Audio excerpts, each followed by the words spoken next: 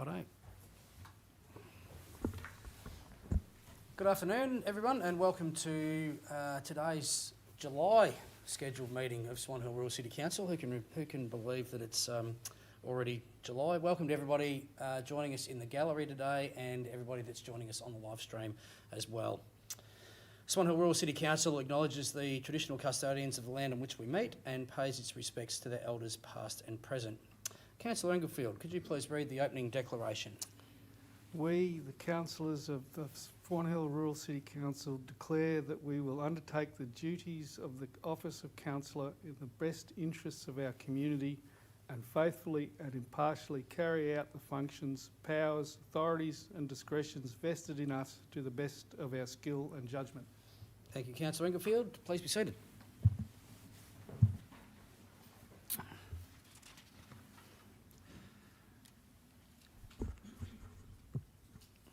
And just a reminder to use your microphones as well, councillors. We have an apology today from Councillor Broad, who is quite unwell. Could I have someone to move the apology be accepted? Move Councillor Rogers, seconded Councillor Jennings. All those in favour? That's carried. Thank you. Directors and officers present today. Welcome to Bruce Myers in the Acting CEO's chair today. Leah Johnston, Director of Infrastructure. Dennis Hovenden, Acting Director of Development and Planning. Simon Myers, Acting Director of Community and Cultural Services. Helen Morris, Organisational Development Manager. And Sharon Lindsay, Executive Assistant. Confirmation of minutes from the June scheduled meeting of Swan Hill Rural City Council. Do I have a mover for the confirmation of the minutes for that meeting held on Tuesday the 16th of June? Thank you. Councillor Englefield moved, seconded Councillor Jennings. All those in favour? Motion is carried. Thank you. Do we have any disclosures of conflict of interest today, councillors, for any items on the agenda? If not, we'll move on from that. Thank you. So we will move to joint letters and reading of petitions. We have received a petition about Werrell Street, and I'll defer to the CEO, Acting CEO. Thank you. Thank you, Mayor. Yes, we did receive a petition from residents in Werrell Street with, I think, had 41 signatures, and we have also subsequently received a further 7 signatures that will be included in the minutes, councillors. What I'm proposing is, sorry, I'm just having a few issues here with this. What I'll be recommending to council is that better read out what it is, yes. Yeah. Thank you very much. I couldn't see that on the screen. So it was received on the 7th of July from residents of Werrell Street supporting any steps that council can take to ban or discourage freight trucks, B-doubles and large agricultural farm machinery from Werrell Street. And as I said, the original petition or letter had 41 signatures, and we've received another 7 since. So I'm recommending to councillors, as per the motion, as per the recommendation, that we receive the joint letter petition and then refer it to the Director of Infrastructure for a response to the Werrell Street residents. Any questions, councillors? If there's no questions, can I have a mover for the motion? Moved Councillor Rogers, seconded Councillor Jennings. We'll vote on the motion. All those in favour? Motion is carried. Thank you.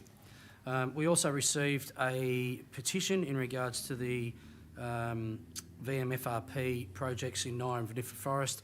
As this was the same petition that was tabled at last month's council meeting, there is no further action to take on that petition.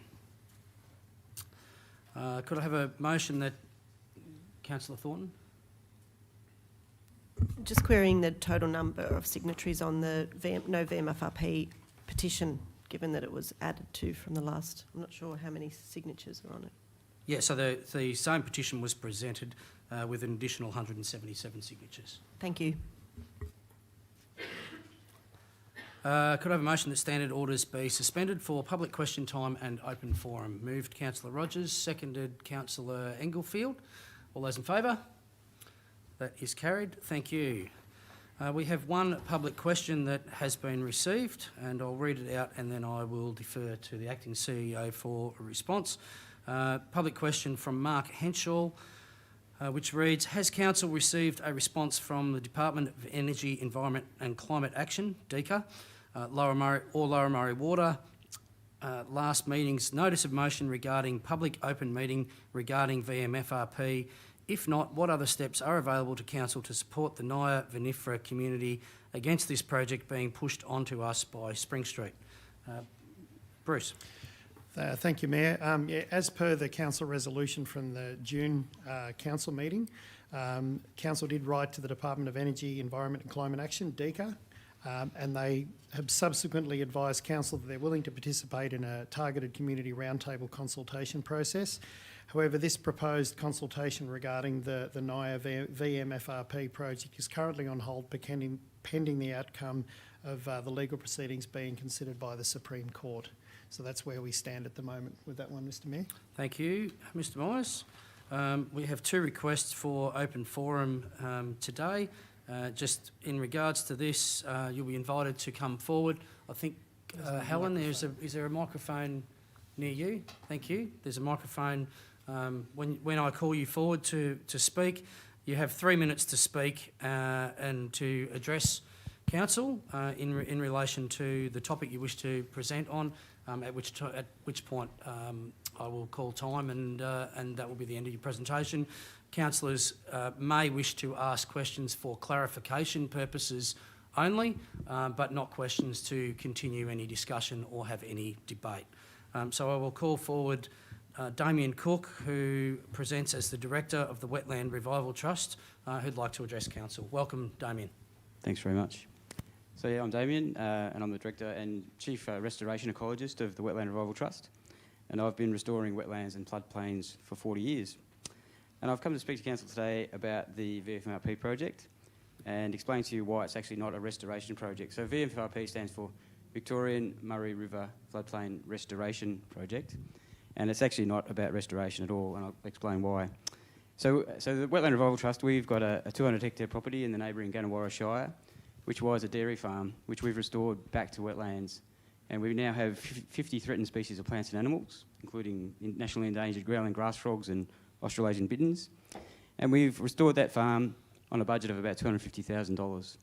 So 200 hectares for $50,000. And this was a clean slate. It was a dairy farm. It was all pasture. And we reinstated the wetlands. We've put environmental water into the wetlands. And we didn't destroy any Aboriginal cultural heritage. And we didn't cut down any large old trees to do that restoration. Because the definition of restoration is actually putting something back to what it was. And the VMFRP is proposing massive levees and pumps to do something that you don't really actually need those things for. If you go down to the Naya Vinifera right now, you'll see that it's flooded, and the river's actually done it itself. So, we keep hearing that the VMFRP project keeps telling us this is the only way we can get water in the floodplain is by building this levee and having pumps. Well, that's clearly not the case. So, because the main driver of restoring wetlands is actually the hydrology, so getting the water, the wetting and drying cycle back in there. And so the VMFRP really should be focusing on removing artificial banks. There are some artificial impediments that have been put in some of the flood runners. So really we could remove those. We could also restore more natural flows down the river by coordinated flows, like there's a high flow now. If we release some water out of the dams, we could actually have we could prolong the duration and the extent of that flood, and that would actually do exactly what they're proposing to do with the VMFRP, but spending $22 million of public money to do that. If I had that budget, I could restore about 17,000 hectares of farmland. So give it to me instead.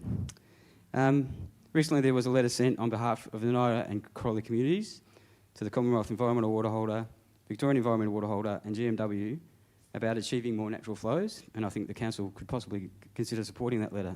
30 seconds. Thank you. So doing this would restore the whole mighty Murray River floodplain, not just a few little postage stamp reserves, which is what the VMFRP actually proposes to do. So it's actually cutting off your big toe, keeping that alive through some artificial means, and saying I've saved your life, but letting the rest of your body die. That's kind of what the VMFRP is. It's like preserving a little tiny bit of a whole ecosystem, which doesn't work. Thanks very much. Thanks, Damien. Representation of being right on time. Well done. Thank you. Are there any questions of clarification, councillors? If there's no questions of Councillor Thornton? Thank you very much for your presentation, Damien, and would love to potentially look at having a trip down to Wirraloo Wetlands, if possible, from some of the councillors and other community members from Swan Hill. Would be great to see. Regarding the VMFRP as well, say for example in Naya and Vinifera, we understand that they are there is a 2.5 gigalitre offset of water recovery avoided for those projects. Do you see, as a restoration ecologist, that is counterintuitive to restoration as well? Absolutely. So, so the Murray-Darling Basin Plan should be based on science.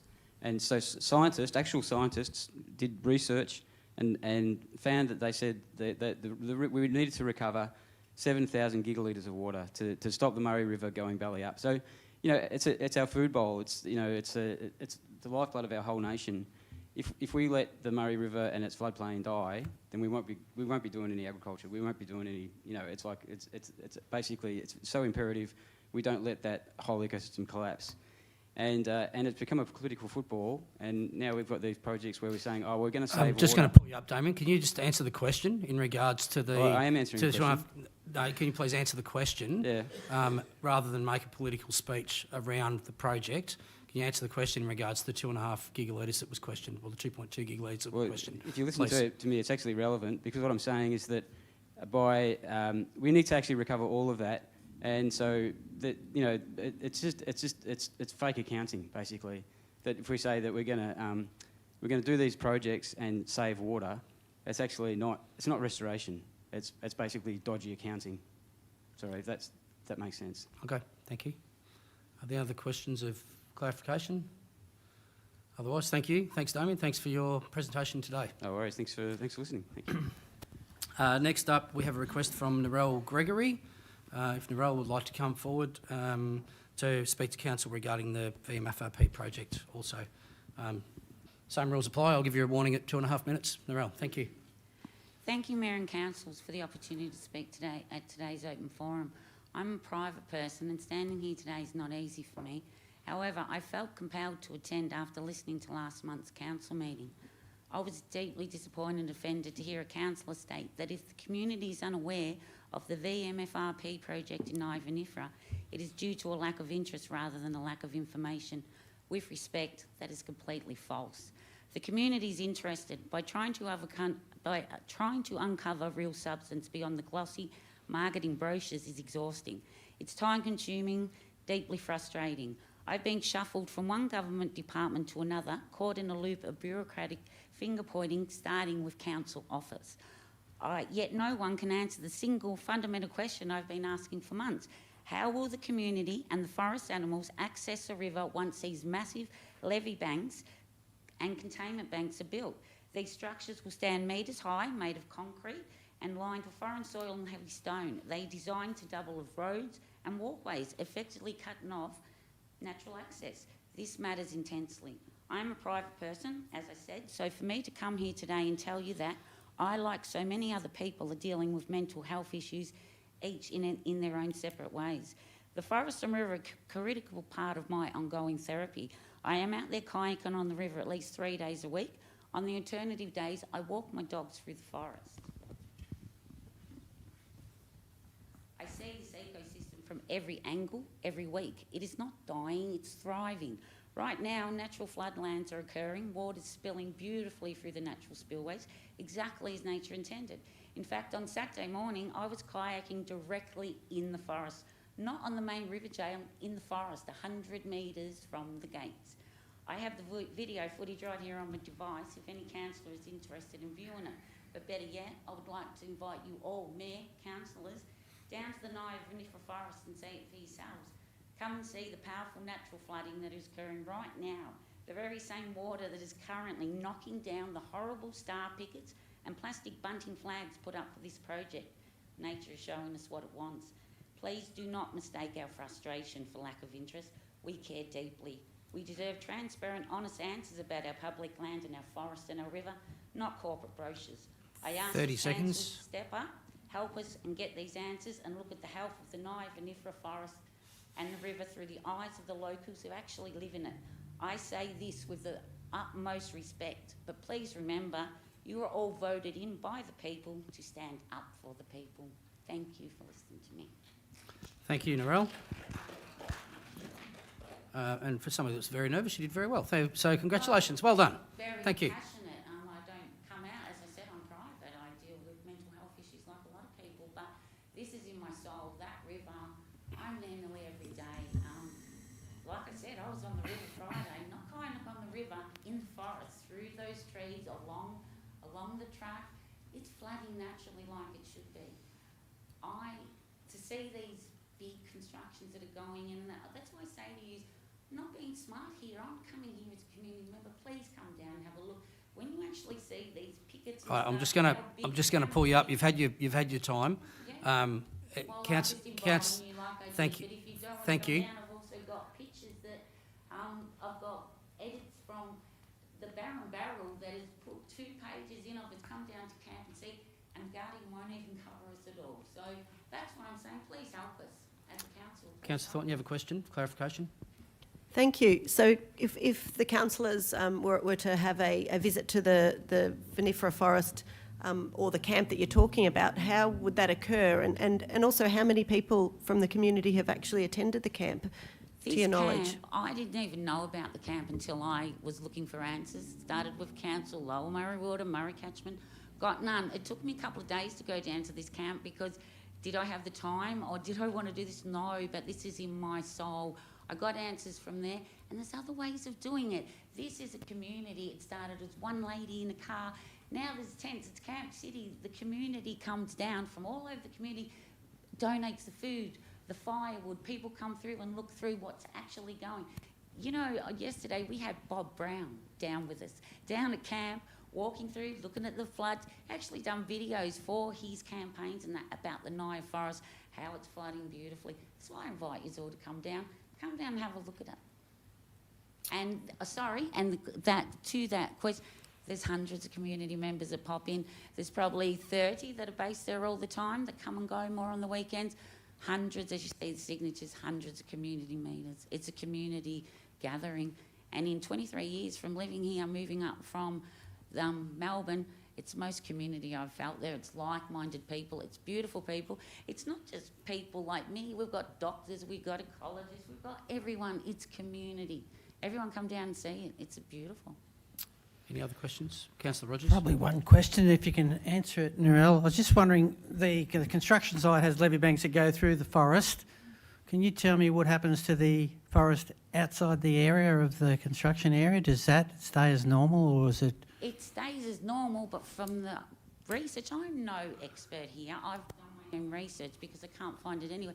No, a lot of those pockets along the river won't get the water, especially upstream where we camp a lot on the sandbars.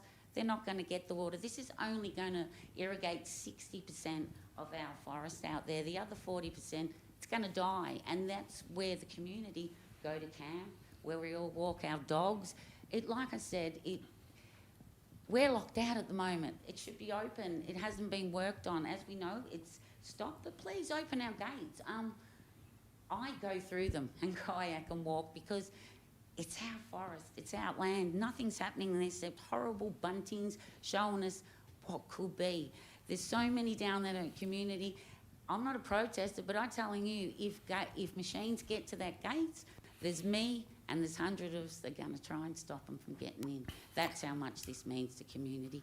And in saying that community didn't know about it, I'm down the forest. I've lived here for 23 years. I don't know about it till I got a pretty brochure in my letterbox, and I thought it was a good thing until I really looked into it. It's not. It even tells you down the pretty brochure that community consultation the last time was 2019. So there you go. Thanks, has- Michelle. Thank you. Thank you. Any other Thank questions? you all for your time. Thank you. Thanks, Narelle. Thank you. Righto, can I have a motion to resume standing orders, please, councillors? Move Councillor Rogers, second, and Councillor Thornton. All those in favour? Motion is carried. Thank you. Agenda item 2.1, the signing of annual financial statements, I believe. I can take it if you like. Ms Morris, Yep, thank you. Thank you. Thanks, councillors.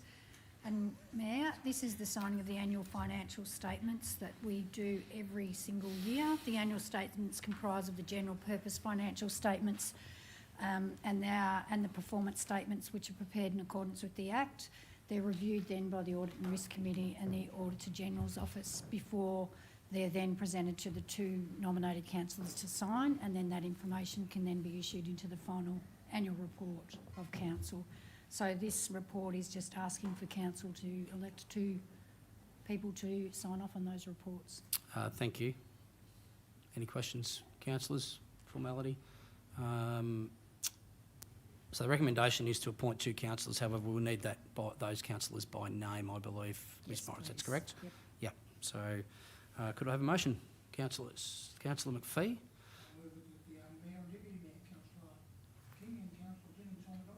I'll second that. Thank you. Seconded, Councillor Rogers. You wish to speak to the motion, Councillor McPhee? No. Councillor Rogers, you wish to speak to the motion? Nope. No.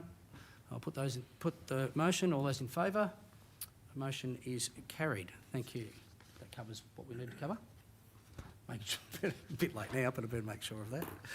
Agenda item 2.2, Swan Hill Incorporated Annual Budget Marketing Plan and Strategic Plan, and I believe that Mr Hovenden will take this one. Thank you.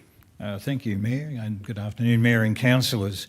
Each year, under the agreement that the council has with Swan Hill Incorporated are bound to present to the council their marketing plan, their budget and their strategic plan for a formal resolution of council, which will then allow for the special rate to be collected and passed on to Swan Hill Incorporated so that they can continue their activities.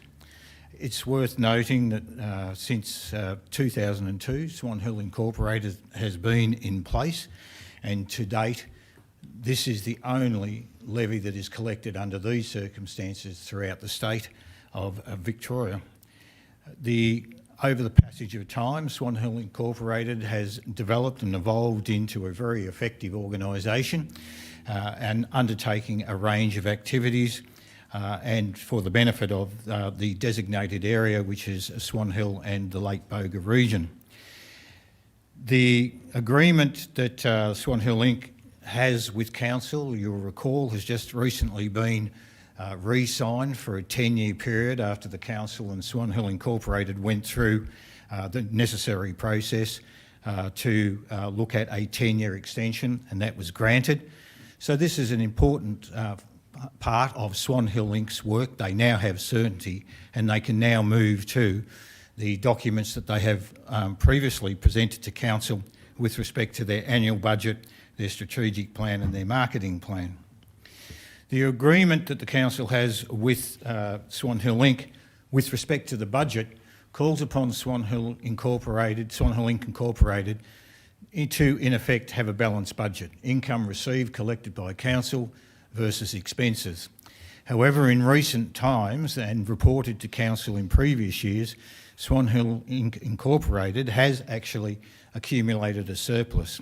And in the documentation that was presented to council in briefing, they've highlighted the fact that indeed over the next 12 months and the next couple of years, they will work to actually reduce that budget down to in lines with the agreement.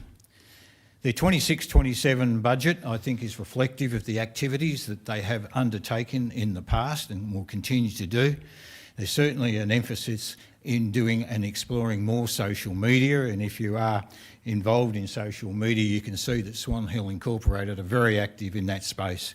They are going to continue their marketing, they're going to continue to support their members, and they are going to obviously support their flagship event, which is the Food and Wine Festival. It's very successful each year, and many thousands of people come to visit Swan Hill because of that. Their strategic plan is a visionary plan as presented to the council, and it talks about building upon their strengths.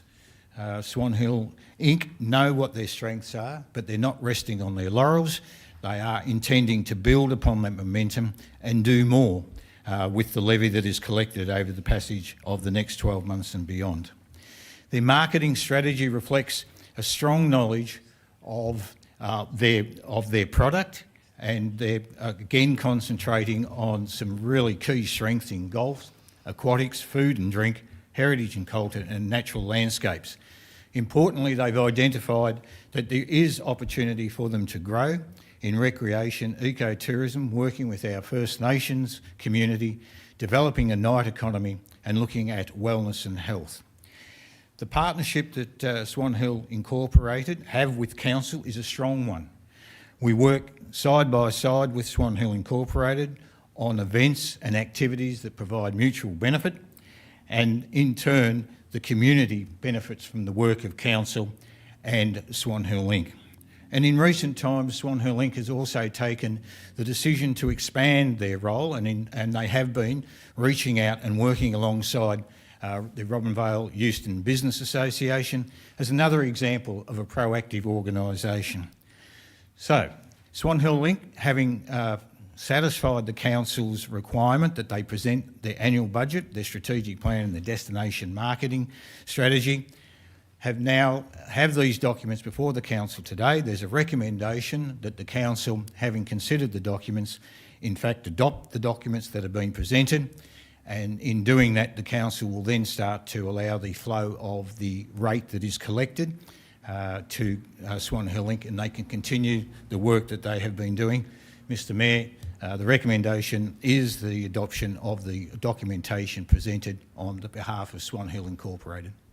Thank you, Mr Hovenden. Are there any questions, councillors?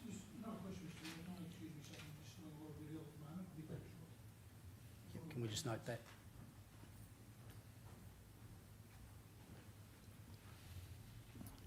Any questions from any other councillors?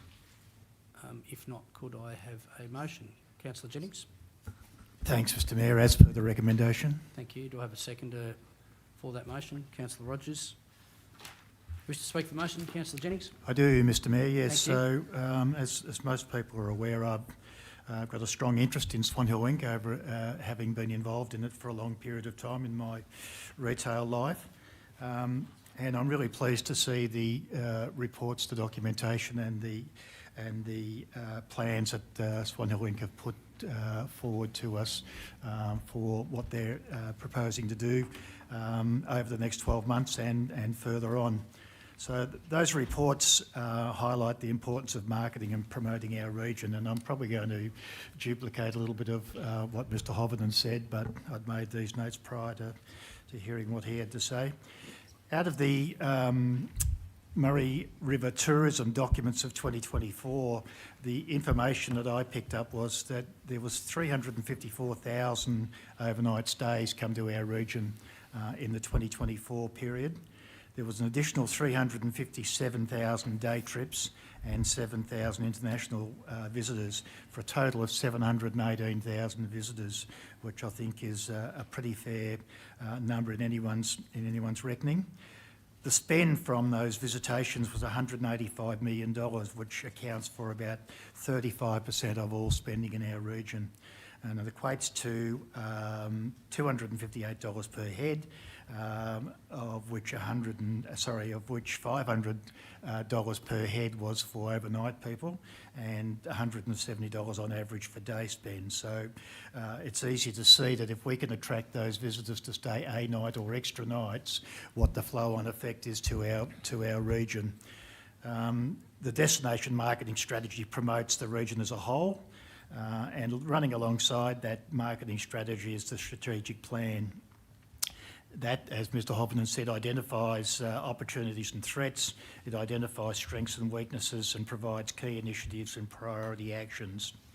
One of the questions that was put to us in the consultation phase of this was, in fact, that the belief that there was a war chest of money there that Swan Hill Inc was sitting on, and that's been addressed in terms of being spent or being budgeted for and being acquitted over the next couple of years.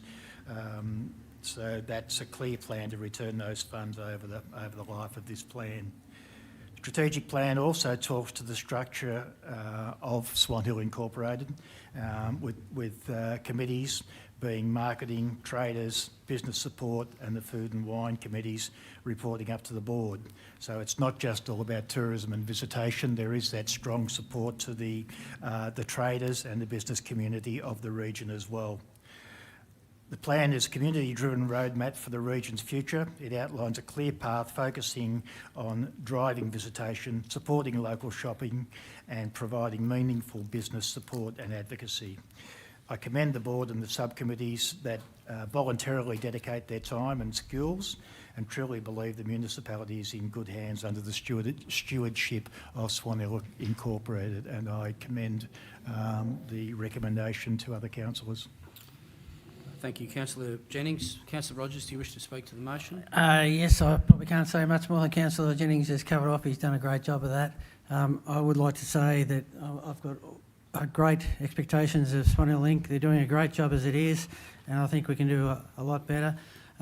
Being Swan Hill, we are out on the edge of the state of Victoria, and I think we've got to promote it more and to get the people to get on the train or get on their bike or horse or car and get up here. It's a bumpy road to get here. I hope we can get something done about that. But yeah, I think it's doing a great job, Swan Hill Inc, and yeah, look forward to many new ideas and a great future ahead of us. Thank you. Thank you, Councillor Rogers. Any speakers against the motion? Does anybody else wish to speak to the motion? If not, I'll put it. All those in favour? Motion is carried. Thank you. The vote in favour? Was that a vote? Yep. Thank you. Are you okay to continue, Councillor McPhee, or you're up? Agenda item 2.3, the Community Grants Program 2026-27, successful recipients. Again, Mr Hovenden. Thank you, Mayor and Councillors, and I'm joined by Ms Box, Carissa Box, who's one part of the team that assisted the two subcommittees that went through the process. The other officer was Amanda Smith, and so it's appropriate that at least one part of the dynamic duo joins us today, Mr Mayor. On an annual basis, the Council makes a budget allocation for the Community Grants Program, and it includes development support and also event support. This year there's been some changes introduced to it, the program, but nonetheless it is still a very effective program. And some of the changes were that we went to a Smarty Grants process whereby those of the councillors and officers involved in the evaluation of all of the grants received hopefully found the process a little easier this time round through the automated system. More importantly, for those community groups and organisations wanting to make application under either of the program, hopefully they found the system online easy to actually access as well. In addition to that, the Council, in a previous decision, had a look at the funding arrangements and taken some decisions with respect to the amount of money and took some decisions to create a quick grant program, and that's up to $1,000, and that's organisations and community groups throughout the course of the year are able to make application for things that crop up from time to time. And so that process is now in place. And the Council also took the decision that with respect to events, there was a number of organisations coming back year in, year out, and they've become really known events, and the Council wanted to, under the partnership program, acknowledge those events and work with those events and give them certainty that each year they could plan for the next 3 years for their events to occur. So that part of the money also came out of the relevant funding.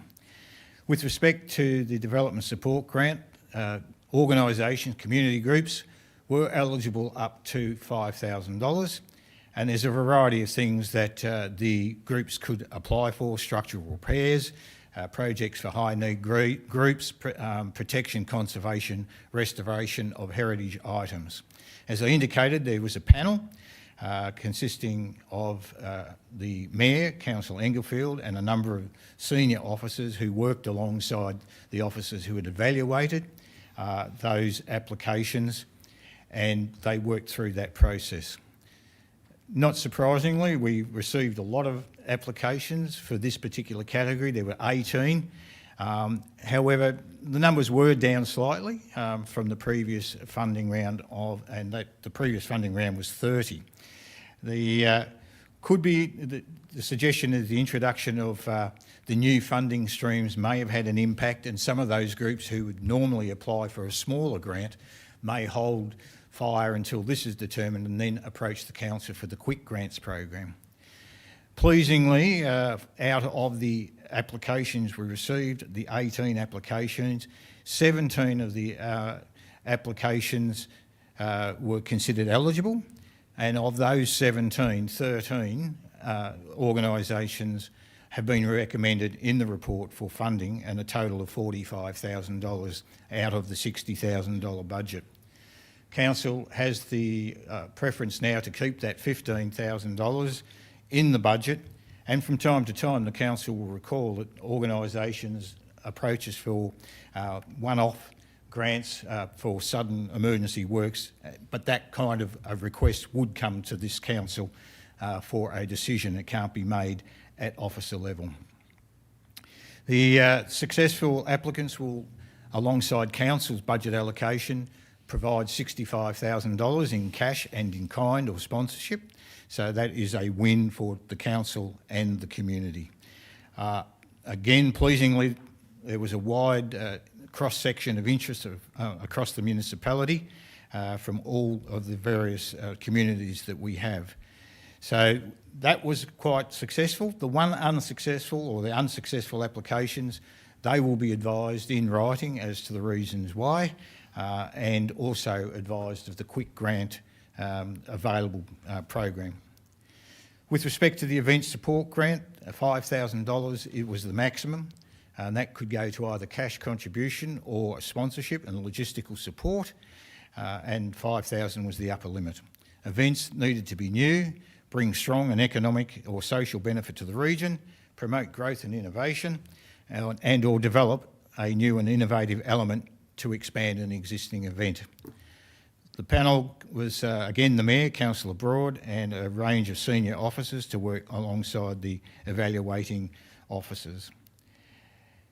20 applications were received, and again, 16 of the 20 were deemed eligible, again slightly down on the 30 received in the previous year. The annual event support fund is $30,000. It has been reduced as per the quick grant and also the event partnership grant that we've spoken about. And so therefore, there was a reduction in the funding. The successful applicants, as I said, are listed in the report. And so therefore, based on the process being undertaken, it was well advertised, it was well supported by grants. We are recommending to the council that the 2 rounds of funding, as per the attachment, be adopted and the successful applicants be notified. Thank you, Mr Hobben. Are there any questions, councillors? If there's no questions, could I have a motion, please? Councillor Englefield? As per recommendation, thank you. Do I have a seconder for that motion? Councillor Thornton. Councillor Englefield, do you wish to speak to the motion? Yes, Mr Mayor, as pointed out, I was part of this process, and I found it a really great thing to be involved in as a councillor, to see the types of applications we received and the diversity of organisations that applied for these grants. And you know, one of the most difficult things about it was that obviously with most of these things, the number of applications exceeds the amount of available funding. So we have to make a judgment call on who's funded and who isn't. And that at times can be a very difficult thing to do. And obviously it's a very objective or subjective decision that we make. But it was great to be a part of, and I'd encourage anyone that's made an application this year, or any other organisations that are yet to make applications under these types of grant programs that we have, that they go for it, because you never know. You might be successful. Thank you, Councillor Englefield. Councillor Thornton, do you wish to speak to the motion? Yeah, thank you. I will, Mr Mayor. I think that the breadth and the variety of applications does show that despite the difficulties that small communities and rural communities like ours face in terms of volunteerism, we still have a very strong volunteer culture. We still have strong not-for-profit organisations that are working across the community. I had the benefit of meeting the Naya Pony Club members not too long ago, and it was just a wonderful thing to meet a different community organisation doing different things, and the list that I've just looked at in the agenda confirms that, and it's a beautiful thing to see. So happy that council can support it, and look forward to being involved with it, perhaps at a later date as a councillor. Thank you. Thank you, Councillor Thornton. Any speakers against the motion? Anybody else wish to speak to the motion? If not, I'll put it. All those in favour? The motion is carried. And thanks again, Mr Hovenden and the officers behind the scenes, Carissa and your team as well, who have worked on this. And like Councillor Englefield, being part of the process is always good to open the eyes as to what's out there, and look forward to those successful recipients delivering on their from their grant applications. We will move on to agenda item 2.4, planning application for 360 Speewah Punt Road, Speewah, development of the land for an agricultural building machinery shed in the farming zone. Mr Hovenden and Ms Jeffries, thank you. Thank you, Mayor and Councillors. I'm joined by our Development Manager, Ms Jeffries, and so I will refer to Ms Jeffries to take the council through the planning application. Thanks very much. So we have planning application PLN 2025-080-2, which is an amendment application.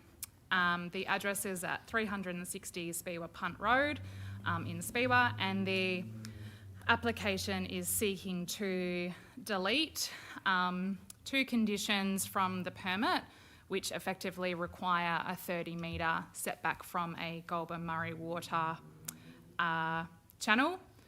The intent of the application is to allow only a 10-metre setback rather than the 30-metre setback required by or requested by Goulburn Murray Water. There is a recommendation at the end of the report, which is that council refuse the amendment.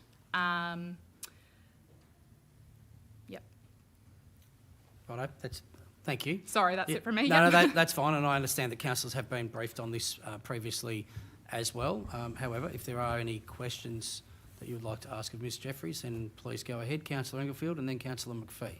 Yeah, I have just a couple, Mr Mayor. The additional 30 metres offset that Goulburn Murray Water is asking for is over and above the existing 18-metre registered easement on the title. Yes, that's correct. So there's an 18-metre easement, and they're looking to increase the setback to 30 metres. Yep. No, sorry, I just need to clarify that. There is an existing 18-metre easement. Yep. And Goulburn Murray Water want another 30 metres. So we're talking 48 metres. They're just looking for a 30-metre setback from the channel.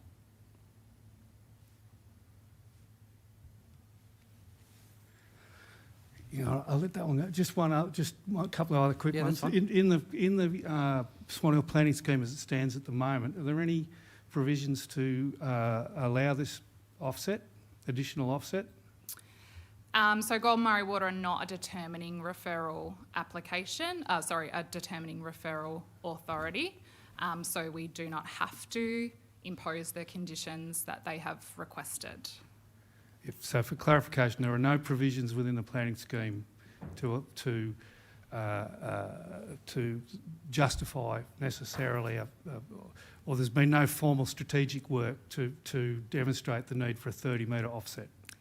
Yeah, in a manner of speaking, yep, it's not a requirement under the planning scheme. Any other questions, Councillor Englefield? No. Councillor McPhee? Thanks, Mr Mayor. During the information we've received in this project, I believe Gold Murray Water have buildings within that 30 metre that they're asking for others not to have. Do they have? Are you aware of what infrastructure they have there? So my understanding is that the Golden Murray Water infrastructure is the channel, and there is an existing shed which is within the 30 metre setback. I believe the shed is privately used by the landowner. And just in relation to what Councillor Englefield mentioned, this 18 metre easement is the applicant is actually asking for 9.3, I think it is, something like about 9 metres from the channel. Is that within the easement or outside that 18 metre easement? Within the easement. Within the easement itself? Yeah. So it's setback thank you. for buildings and works from the channel. Yeah. Sorry, can I? I didn't have a question, but I do now because I'm just looking at the plan. Yep. Which shows the proposed shed outside of the Golden Murray Water easement, and the plan says that it's 9.3 metres from the Golden Murray Water easement. So that would suggest that the proposed shed is not on the easement; it's actually outside. Sorry, the yeah, easement. you are correct. Sorry, that's my mistake. Yes, that's correct. It is outside of the easement. Sorry to clarify. Yeah, thank you. It was just to clarify. It's Yeah, not, no, you're it's right. Not right Sorry or wrong. about It's that. just to clarify that. So it's outside the easement, but within a 30 metre extra buffer that Golden Murray Water are essentially requesting. Yes, that's correct. Is that a fair way to describe it? Yep. All right, if I can just Yeah, clarify yep. in relation to that then. So you're We need to talking, get it so right. 9.3 metres from the easement, so they're talking 27.3 metres from the channel. Yes, that's correct. Thank you. Is the channel? Sorry, I'm going to clarify on that one too. Is the channel within the easement? Yes, the channel is within, Is within the easement. Okay, Yeah. thank you. I'll go back to Councillor Englefield because he started, and then I'll come over to this side of the room. Yeah, I need some clear clarification around this too, because the channel sits within a registered 18 metre easement that is on the title of which you are unable to build in. Normally you would be able to build to the edge of the easement, the 18 metre easement. This proposal is... Is there a question there, Mr Mayor? Point of order? I'm just saying. So, Do you have a question? well, my question is that was my view of this application, and did you clarify that? Yes, I believe I clarified that, and I believe that Ms Jeffries agreed with that clarification that the 9.3 metres is outside the easement. Councillor Jennings, you had your hand up before. Did you have a question? My question is, have Golden Murray Water suggested why they believe they need a larger buffer zone in this instance? So the reasons that they've stated is to do with asset protection. So they believe it's mutual for both the private landowner and for themselves in regards to seepage from the channel and impacting on that proposed shed in the future potentially. Councillor Rogers? A couple of questions. Clarification, is it a channel, because channels are what carry water down it regularly and they're full most of the time, or is it a drain? How much water does it... Hang on, we'll deal with that. Deal with That questions was one about three, by yeah. one. Yeah.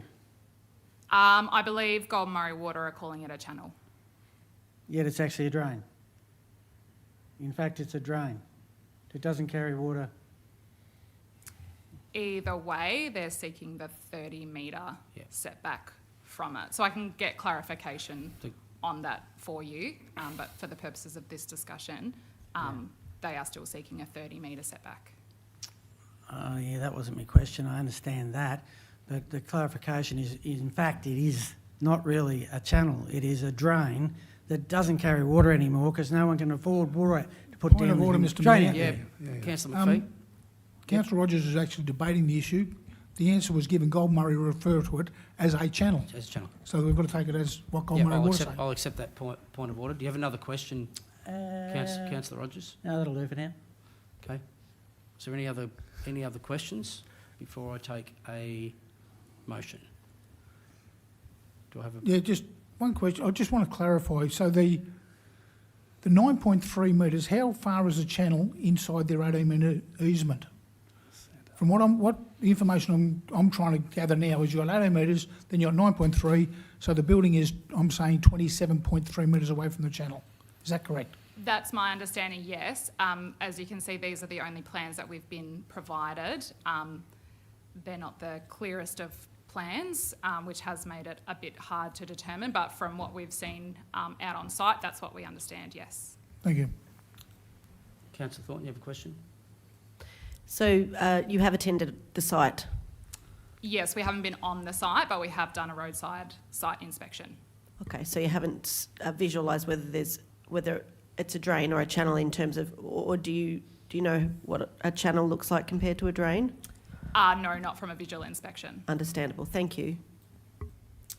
I'd like to make a statement, but I'll ask this as a question, so that it is a question. On page 135 of the agenda, could you please read condition 9?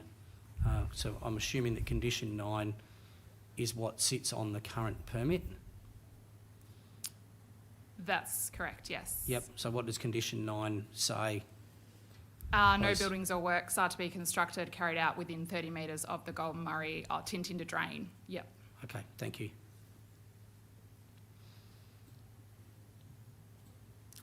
If there's no further questions, do I have a motion, councillors? Councillor Englefield. Yeah, I have an alternative motion to the recommendation. Then that alternative motion, if Sharon, do you have that? That's been submitted. Been submitted. Effectively, it removes condition 9 and all Hang on, other... we'll just wait till Sharon pops it up on the screen so it's very clear. Thanks, Councillor Englefield.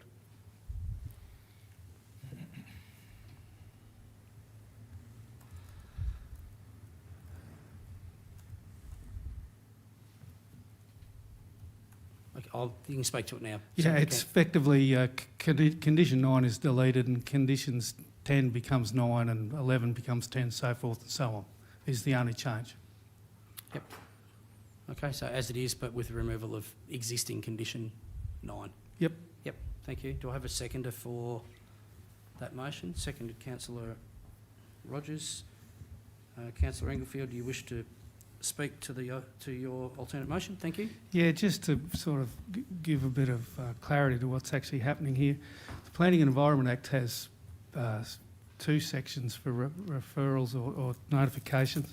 Section 55, which designates whether an authority is either a determining referral authority or a recommending referral authority, and they have those powers that to apply to measures that are within either the Planning and Environment Act or the Swan Hill Planning Scheme itself, in regards to any developments or so that might take place. Now, obviously, determining referral authority under the Act, Council has no option but to accept whatever conditions that referral authority might place on us. On a recommending referral authority, Council has the discretion then, but is bound by the Planning and Environment Act to seriously consider whatever recommendations might be put before us. Section 52, which is this has been referred to Golden Murray Water on, is really only effectively just letting you know that this is proposed to happen. And so there are no provisions within the planning scheme and there are no provisions within the Planning and Environment Act that actually give authority to Golden Murray Water to ask to, the way I read this application, to have an additional 30 metres beyond the existing 18-metre easement. Now, that's a little bit in dispute at the moment, but either way, what the Golden Murray Water is effectively asking us to do is to put an extra provision on a private landholder that there is no provisions provided for within either the Planning Environment Act or the Swan Hill Planning Scheme, simply because maybe we can.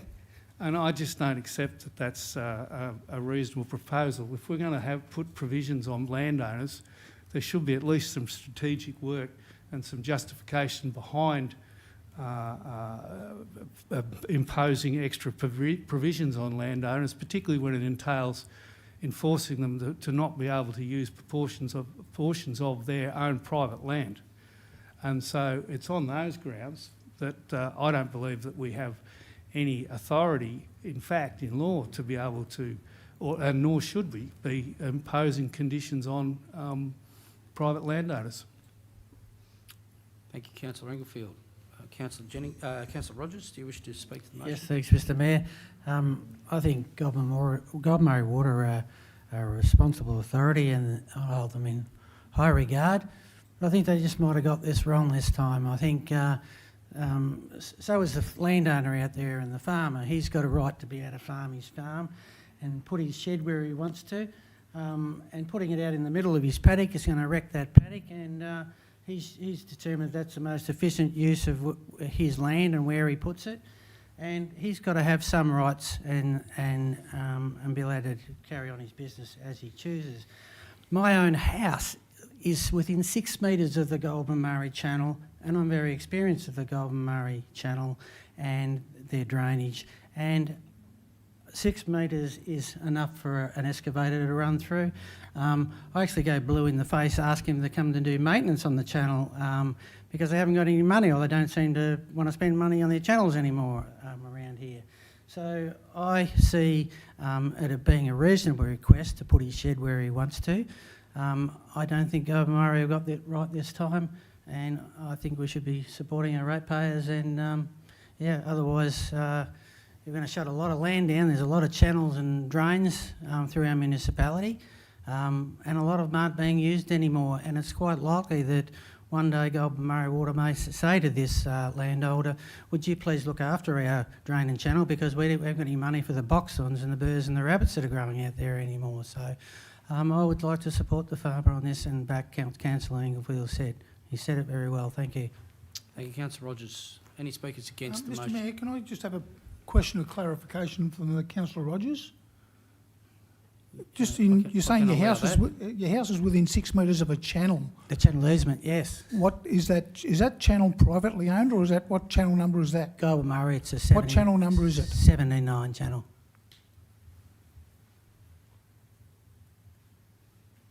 Righto. Do we have any speakers against the motion? Yeah, look, I will, Mr Mayor.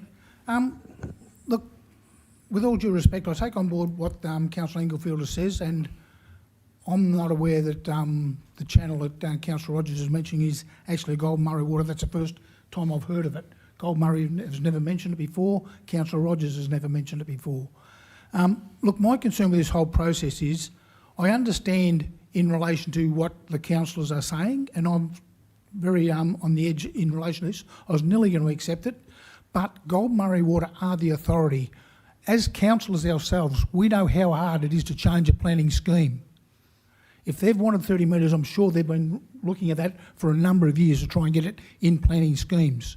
They're talking about the infrastructure, albeit the channel may not be used now, or maybe not being used appropriately, but planning is about long-term stuff.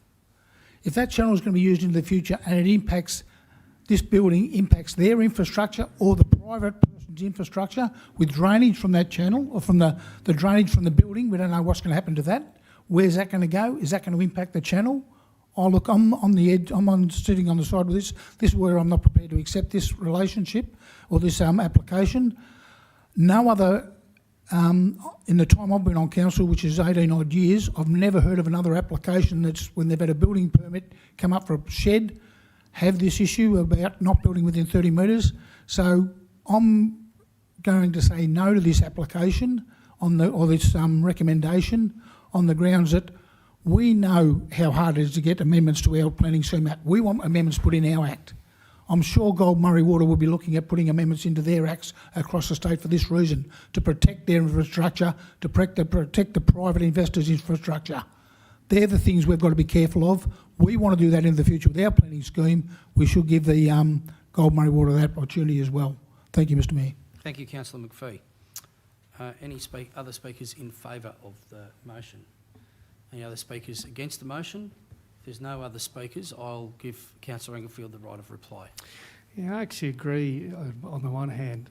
Thank you, Mr Mayor. I agree with Councillor McPhee on the one hand that Goulburn Murray Water should, in fact, do, if they consider this to be of a considerable importance to them and a vulnerability to their assets, they should very well do what they need to do to have the provisions within the planning scheme that will enable them to do this very thing, but they don't. And we should not second guess what Goulburn Murray Water is doing or not doing, other than we know that they haven't done it and it doesn't exist. So if they've been around for an awful long time, Goulburn Murray Water, they've had plenty of time to put amendments up to the planning scheme. So I would just go back to my original points, you know, a free and functioning democracy, one of the key pillars of that is the protection of people's property rights. And I don't think two government organisations, Goulburn Murray Water or the Swan Hill Rural City Council, should be impinging upon people's property rights just because. Thank you, Councillor Englefield. Sometimes you need to tell me when you're done, I think. But thank you. The motion's been put, the debate's been had, so I'll now put the motion. All those in favour of the motion? Those against? The motion is carried. Thank you, councillors, and thank you, Ms Jeffries, for the report and all the answering of the questions. Appreciated. Thank you very much. We will move on to section 3 of the agenda. Agenda item 3.1, the Audit and Risk Committee meeting minutes, 3rd of June 2026. Ms Morris. Thank you, Mr Mayor. This was the Audit and Risk Committee meeting that was held on the 3rd of June. There is an itemised list of what was included in that agenda. There was a number of audit updates around departmental programs and also an annual review of the auditor themselves, along with some other financial information given. So this report's really put to you today to accept and note the contents of that Audit and Risk Committee meeting. Thank you, Ms Morris. Noting that the details of the Audit and Risk Committee meeting minutes are in the in-camera confidential section of this meeting. If there's any questions specific to that, are there any general questions in relation to this report? If not, I'll ask for a motion. Moved Councillor McPhee, seconded Councillor as per the Thornton. recommendation. As per recommendation. Thank you, Councillor McPhee. You wish to speak to Councillor McPhee? No. Councillor Thornton. I'll put the motion. All those in favour? Motion is carried. Agenda item 3.2, the Community Satisfaction Survey for 2026. Ms Morris again, thank you. Thank you, Mr Mayor. So this is our annual survey results. So you're all aware that annually we go out to our community to approximately 399 people this year, normally 400 people, to provide council with some feedback on how they believe we've performed and the things that may be important to our community as well. The overall performance result for the council was 57, which is slightly above last year and also above the large shires, so similar sized councils, which is a really pleasing result.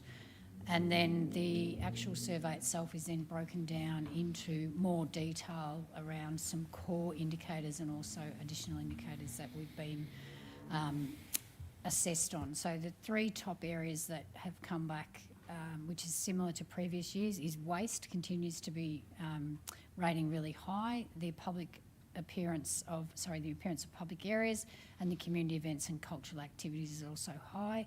Our lowest performing areas are again our unsealed roads and our sealed roads, and also planning and building permits. And there is some detail on, even though some of those have come back lower, it is important to point out that our building and planning permits, that has had the most significant increase in the 12 months, so that has come up 12 points. which is really pleasing because that has been quite low in the past. Keeping our community informed has also really increased by 7 points, which again is also really important, and the condition of our footpaths also had a 5-point increase. There's some core measures year by year. You can see a line graph, which you can see that council is reasonably tracking up in all of those areas, with one exception being customer service. So our customer service results for this year had dropped down by 5 points, and there is, as you're aware, some additional resources going into that area, so hopefully we might see that come up again in the following 12 months. On the following page, Sharon, there's also a core summary of where Swan Hill Rural City Council sits in some of those core indicators compared to the state and then compared to large shires. And in my experience here at council, this is probably one of the more positive community satisfaction surveys that we've got back, where we have either been aligned or above large shire councils, and in one instance above the state. So it is a really pleasing result overall. Obviously, council always do have areas that we can improve in, and we will have a look and do a deep dive into these results and see where we can continue to improve.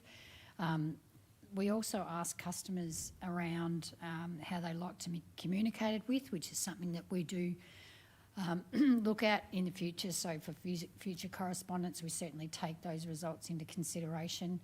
And we also asked a question, and we've asked this in previous years as well, around what would people consider cuts in service or increased in rates to improve service results. And that's an interesting statistics in itself, which resulted in people saying that 25% of the survey participants preferred rate rises to improve services, while 46% preferred service cuts. That's been consistent since 2021. However, there's been a marked decline in those participants who definitely prefer those cuts in services, with a shift towards probably prefer or ambivalent. The local roads is a question that we ask so that we can identify which roads are of concern to our community, and then we can also identify which roads might be state roads and which roads might be ours. And the top 4 roads that were concerning for staff was McCallum Street, which is a state road. Stradbroke Avenue is a concern to our residents, High Street and Carini Street, which is currently under construction. So I'm sure there's other programs in our road programs which will help improve those results going forward. So the survey results recommended overall that we continue to build on strengthening our overall position, prioritising of our sealed local roads, reverse the customer service decline, and also strengthen community decision making. So we'd really like to take the opportunity to thank the community for participating in these results. They're meaningful results to councillors, and they're meaningful results to the officers. And we'd like council to note the results of these surveys. Some of these results will also be included in our annual report. Thank you, Ms Morris. Councillors, are there any questions in relation to the report? Councillor McPhee? Yeah, thanks, Mr Mayor. Yeah, look, we've had, in the report it says 399 people were surveyed. Is that consistent across the other councils? Those sort of numbers, it's only that small amount that gets surveyed? That's statistical based on our community, but it's also, you can survey more, but it comes at an additional cost as well. But that is reasonable for that number for our size community. Yeah, but I'm saying in comparison to other councils, it's a similar sort of a percentage that gets surveyed. Yeah, because a very low percentage of people are surveyed. Yes, correct. They may elect to survey more. It does come at additional costs. Any other questions? Couple from me. Can you confirm that this is a survey that we are required to do? The state government actually requires us to do this survey? This is a state government survey. We're required to produce some of the information within this survey within our local government performance reporting, and we also report on it in our report. So it's a state government directed survey. We don't have to use the state government recommended body. We can use anybody that we like. We tend to go with the state government body because they go out and do a tendering process. They do all the evaluations, etc. And we don't have that statistical ability to run something like this in-house. there'd be no way of, limited opportunities to reduce the cost of doing the survey. That's what I was getting at. Would that be accurate? Yes, correct. Yep. My other question is around the customer service results. Is there any likely explanation for why that's... We saw it obviously go up significantly last year, and it's basically dropped down to 2024 level or slightly above 2024 level. Is there any logical explanation for that? It is hard to tell. There's been changes in the amount of people that have physically been coming in. A lot of sort of customer service has been over the phone or emails. It could be assumed that potentially we're not getting back to people in time. We would need to do a bit of a deeper dive into that, where it's actually particularly coming from and whether there's been some significant issues that people may be not happy with the way that they've been responded to. Yep. But Yep. yeah, it's hard to tell. Mr Myers, you'd like to add to that? Yeah, just in relation to that, through you, Mayor, in the narrative about the customer service rankings, it was interesting for the first time that the Robinvale end rated it higher. That was the first time I think we've seen that. Robinvale and surrounding areas have usually been a little bit more critical. Just useful to note that although it went down overall, our Robinvale appreciation of customer service and all its kinds, and it's based on, as the notes say, based on your last contact with council, how would you rate customer service? Clearly something's been going okay with Robinvale. Obviously lots of projects, lots of community consultation, so maybe it's a spin-off of that. But so that was a surprise. Both parts were a surprise. But we'll keep an eye on it, and obviously, as Ms Morris said, we are going to be rolling out the customer experience strategy. So, Great, thank you. If there's no further questions, could I ask for a motion, please? Councillor McPhee? Yes, per the recommendation, Mr Mayor. Thank you, Councillor McPhee. Do I have a seconder for that motion? Councillor Jennings. Councillor McPhee, you wish to speak to the motion? Yeah, just quickly, Mr Mayor, look at, as I say, 399 people were surveyed, which is about 1.9% of our population, which is only a very small amount, and it depends what interaction they have with council at the time.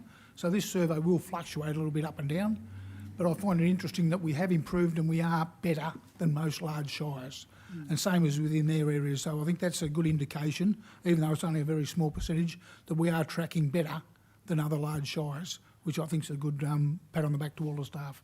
And I'd like to make sure that that goes back to the staff for the efforts they make, because they're the ones that impact this survey. Thank you, Mr Mayor. Thank you, Councillor McPhee. Councillor Jennings, you wish to speak? Thanks, Mr Mayor. Agree with Councillor McPhee that mostly good positive outcomes, and yes, agree that we sit quite above, 6% above our comparators of other large shires, which is really good. The other thing that pleases me is that our overall satisfaction has jumped by 19% for the period 24-25. So, you know, we're heading on the right trajectory. Some good outcomes there with waste and the other couple of things that were mentioned, and even some of the ones that were mentioned as lowest are on the improve. So the planning and building with an increase of 12% is a positive. Obviously, we've got some work to do in the customer service space, and that's been mentioned in the recommendations out of the learnings. And I'm pleased to hear that we're going to roll out a customer experience strategy. And I think, like all things that we know, customers just want to hear back in a timely manner. So if that's part of that strategy, I'd be pleased as well. Thank you. Thank you, Councillor Jennings. Any speakers against the motion? Does anybody else wish to speak to the motion? If not, I'll put the motion. All those in favour? Motion is carried. Thank you, and thank you, Ms Morris, for the report, and please pass on the sentiments of councillors back to staff in regards to the results of the survey. Thank you. Section 4 of the agenda, decisions which need action ratification, sign and seal. Mr Acting CEO. Mr Mayor, this is operational, Mr Mayor, so I'm happy to remove the report as per recommendation. There's no questions. Are there any questions, councillors? I'll take the report as read. I'll accept your motion, Councillor McPhee. Do I have a seconder for that motion? Councillor Jennings. You wish to speak to it, Councillor No, McPhee? thanks, Mr Mayor. Councillor Jennings. I'll put the motion. All those in favour? Motion is carried. Sorry, Mr Acting CEO, being gazumped. I'm almost hesitant to open my mouth with this next report, Mr Mayor. Agenda item 4.2, councillor briefings. Mr Myers. So I was just, through your Mayor, just giving Councillor McPhee a chance there. This is another procedure report, councillors. It outlines the attendance and topics that were discussed at briefings over the past month. Obviously, if councillors have noticed anything that that isn't right, please let us know. We can rectify those when we do the minutes next time. Is there anything there that councillors wish to note? If not, I'll take the report as read. Do I have a motion? Motion to that. Councillor Englefield, as per recommendation. Thank you. Do I have a second for that? Councillor Thornton. All those in favour of the motion? Motion is carried. Thank you. We have no notices of motion today. Do we have any foreshadowed items, councillors? No foreshadowed items. Do we have any urgent items? None that have been put forward. Sharon? No. So we will move to section 8, which is to consider and order on councillor reports. And we'll start over here and we'll work our way around that way. So over to you, Councillor McPhee. Thank you. Yeah, look, I've submitted my report, Mr Mayor. There's been nothing done a lot. I've had a month off, so thank you. I'm glad you enjoyed it and a well-deserved break, Councillor McPhee. Councillor Englefield? Yeah, been to a few things, but the one that was really the most interesting was I attended the Robinvale Youth and Suicide Prevention Network meeting, and that's the first time I've been to that, and interesting, I suppose, not quite the right, it was an eye-opener, that meeting, and the work that those volunteers put in, and the things that they are able to have run in Robinvale I was really surprised, to be honest. I mean, I'm a long-term Robinvale resident, and there were things that they were doing that I was unaware of. And so it's a credit to that group of people, and it's outstanding the amount of work that they do and the achievements that they are making just quietly, you know, mostly unheralded, but I'd actually like to just to put a little shout out to them. I was impressed. Thank you, Councillor Englefield, and always great when you have those experiences with different groups in the community. So thank you for sharing that as well. Councillor Rogers. Nothing further to report this week, the normal briefings and out there and about. Thank you, Councillor Rogers. Councillor Jennings. Thanks, Mr Mayor. There's a number there that I've attended, some as representative, as acting for your good self, as the Deputy Mayor.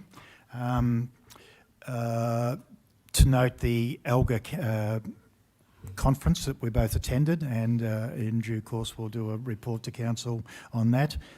That incorporated the regional forum, which is always a highlight of that actual conference, because it's probably more in our wheelhouse, and we're there with similar councils with similar issues.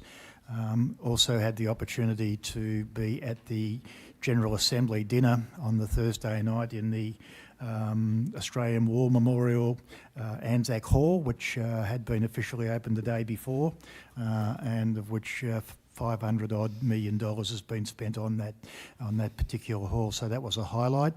And the other one that I just wanted to mention was I was due to meet with the elders last week for I think it was last week or the week before, for a luncheon during NAIDOC week, but unfortunately due to some calendar errors turned up a day late.